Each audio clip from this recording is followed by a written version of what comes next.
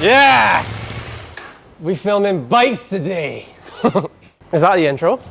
All right, sick. That's my pit crew just dealing with the bike. I don't deal with that, right? I'm just gonna sip some water while they get it ready. Fix the thing and turn off the thing and put it to the thing.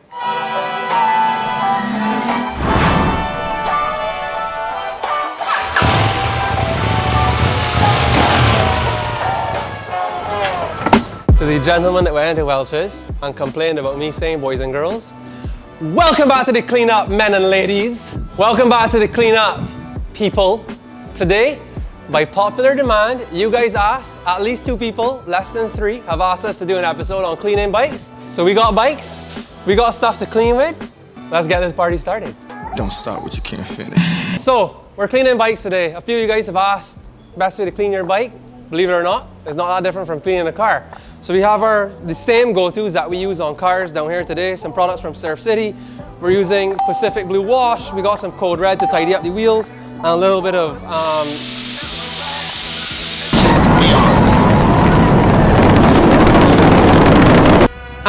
Speed Detailer to use after we get these all cleaned up. The 2 gentlemen that helped produce this show were kind enough to donate their bikes. One of them is absolutely disgusting. So no more comments that I only clean cars or clean things, because this is disgusting. The other one is sort of dirty, probably doesn't look that dirty on camera, but it has enough dirt on it. So we're gonna get to work on both these bikes today. This episode is gonna be a little bit different. I'm gonna talk a lot less and let Niall make it look a lot more pretty. So without further ado, let's get cleaning.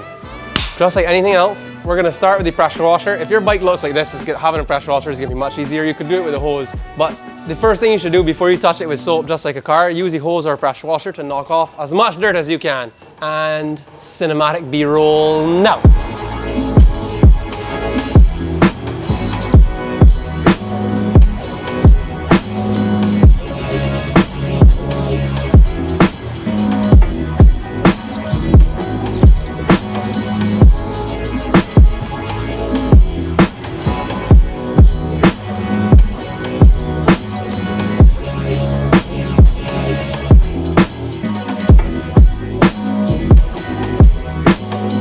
Get them pumped! You gotta chase those gains. Chase them.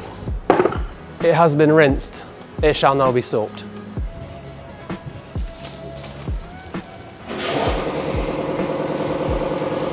So we're using Surf City Pacific Blue. Obviously I'm trying to be as cautious as I can around the chain. 1, I don't want this stuff to get caught in it. And 2, obviously wish you can re-lube it after you wash it, but still try and just be cautious around that stuff. The other thing that you guys can use that's really helpful on bikes in particular to get into smaller spaces is the little boards here, detailing brush that we sell.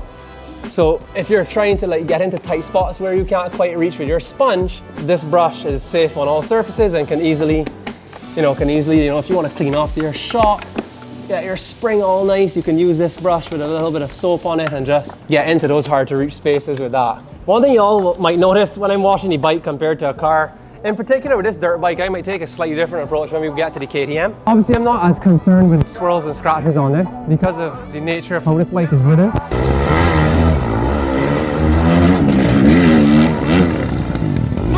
Fall down, it's gonna get scratched up, so me washing it carefully is a useless exercise. And the point is just to try and get the dirt off and get it as nice and clean as you can. Back to the B-roll.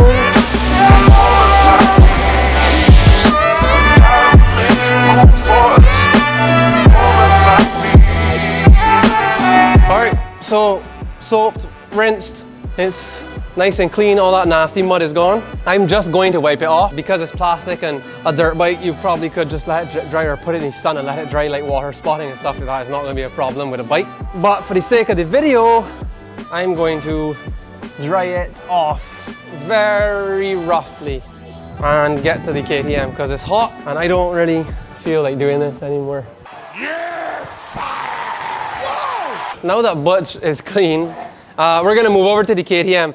I forgot to mention when we were washing this, obviously, if you are using a pressure washer on your bike, just practice a little common sense. This is not a high pressure washer, it's like a 1200 PSI. But nonetheless, don't get like right up on engine seals or brake seals and like don't fire it down into the keyhole. I mean, this is obvious stuff, right? Bikes are designed to get wet, like wetting the whole bike is not gonna be an issue. Just practice a little common sense as to how close you're getting with your pressure washer in certain spots and you should be good to go. It's just like with a car engine, right? Same thing. Let's get cleaning.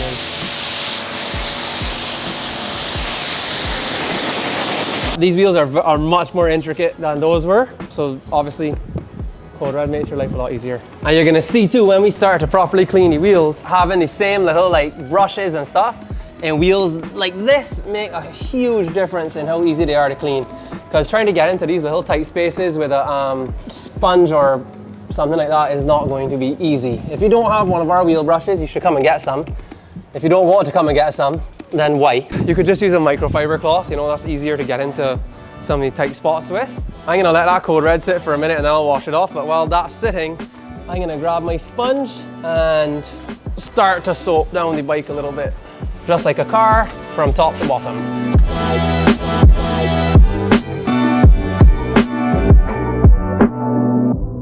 It should go without saying, but just like a car, you should 100% wash the bike when it's cool. And I don't mean like surface is cool, but also like engine. Don't come and wash it after you've just finished riding. Let it sit for a bit, let everything cool down, and then come and wash it. One, because that way you won't burn yourself. That's safety first, right? Friends and family. And two, you won't have to worry about the soap drying down on any hot surfaces or messing up any of the tools that you're using because it's burned through. I need to do a little rinse and repeat. So I'm going to go over like the main surfaces that I can with the sponge, and then I'm going to grab these little brushes and stuff and make sure I get into some of the tighter spots so that everything is nice and clean. At least $20, 40, 50, I ain't sure yet. I'm expensive, you know. I ain't a cheap thing. You could buy me lunch. I want 3 rotis, a snap box, tenders. That sounds like a recipe for diarrhea.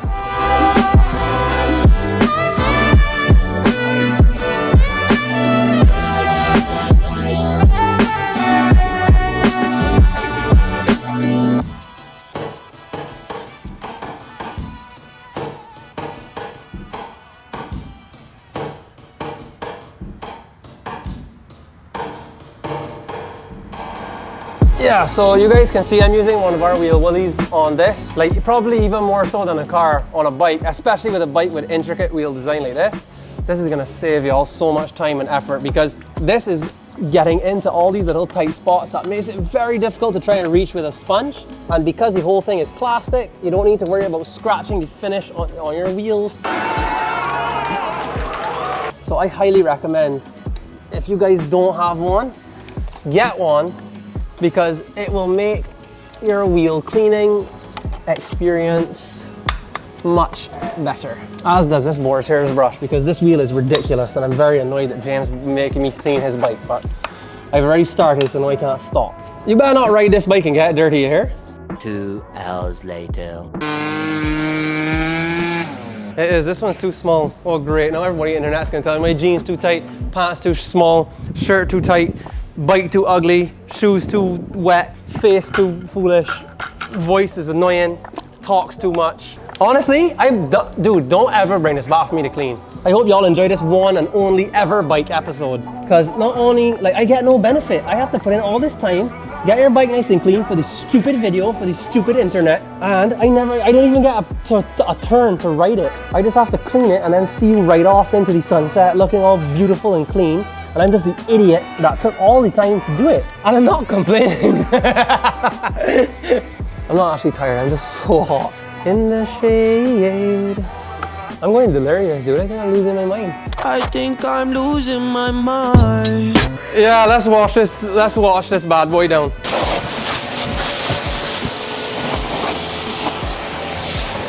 All right, now, so what I didn't do with the dirt bike that I'm going to do with the KTM is I'm gonna like half dry it Use a little bit of the Speed Demon exterior detailer just to shine it up. Now you don't have to worry, this doesn't dry like oily or slippery, so it's not going to be an issue when you're riding. It's just going to add a nice little gloss to the finish. Obviously plastic, you'll never get as shiny as you would paint on a car. So this just helps bring a little flair to it. So I'm going to shut up again. Now you can get some B-roll of me half drying this, and then we'll put on some detailer.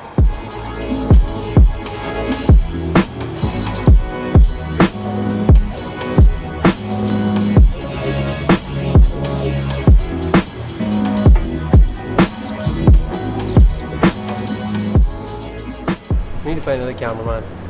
This guy's garbage. We need to figure out a way to do this in either in Canada or in air conditioning or something. Y'all can keep watching the videos, please, so we can do this in like an AC setup. I would do 100 videos a day. I don't care if I could do it in AC. That's it for this episode of the cleanup, guys. 2 bikes came in very dirty and now they're leaving clean. Probably only been 5 minutes for y'all, but it's been like 3 hours for me cleaning James's stupid wheels on his ugly bike. But they came in dirty, they're leaving clean. I hope y'all learned something today. If you didn't, too bad. I just tricked you into watching 7 minutes of something that you don't need to know. One final tip before I go is please do not put tire shine on your motorcycle.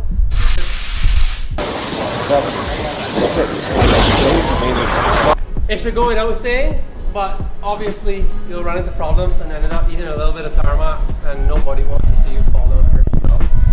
I am never doing an episode on bikes again, so sorry if you've only come here for bike content. This is your one and only opportunity to see it. That's been it for this episode. I'll see you next time with something with 4 wheels.